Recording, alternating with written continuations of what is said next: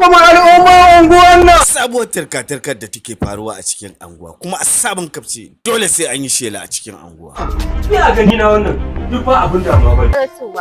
Soyayya ta sa shi ɗimuwa har ta kai irin abin da suke yi ya rasa ta cikin ƙanƙanin lokaci.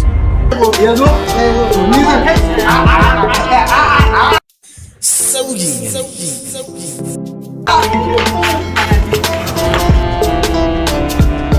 akan almaziri. Sauyin yanayi.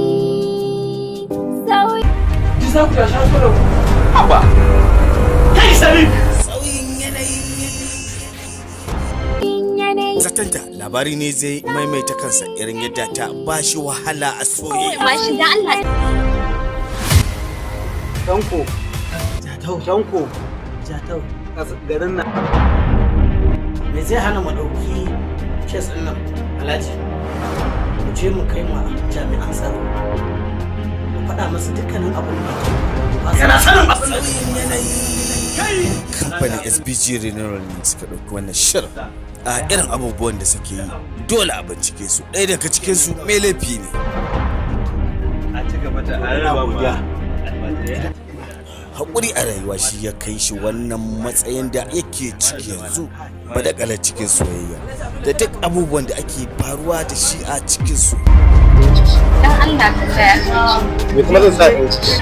Kare da yanki ba waɗanda suka rage da mace ba. Ki yi haƙuri dan Allah ki kyale na. Haba Aiza. Ta dawo gare shi don ganin lokaci ya ƙure mata. Kai da hankali. Me? An dauke ta. Kaka ta suka bar ni masoyina. Ke bai masoyin naki.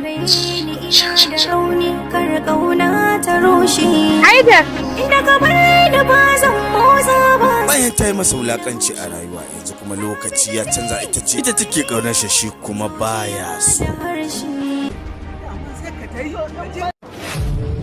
Babban kafce wanda ya shirya kuma ya ɗauki nauyin Suleiman Siman. Kada ku bari a ba ku labarin ƙayataccen fim ɗin nan mai suna Sauyin Yanayi. Sauyin Yanayi zai dinga zuwa muku a tashar mu da za mu dinga haskawa a YouTube channel. SBG ne ruwan ne suka ɗauki nauyin shirin Sauyin Yanayi. Abi jiki soyayya zuciya da harshe.